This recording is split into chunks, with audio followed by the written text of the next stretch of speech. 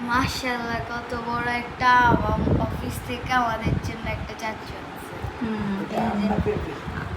আজও আর হাতের সমান হচ্ছে একটা আম। আমরা তো প্রথমে আমার দেখে হাতের ভাবতেছি- থেকেও ছোট।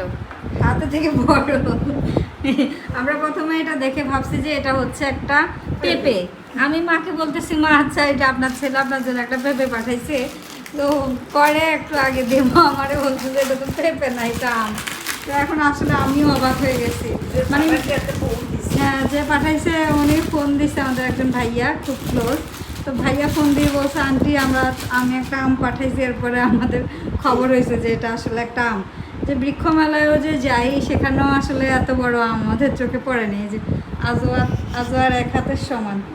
দেখি আজও তোমার হাত লম্বা করো।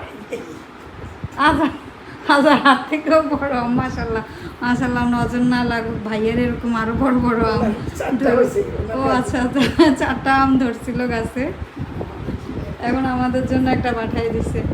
এটা সবাই মিলে খাওয়া যাবে।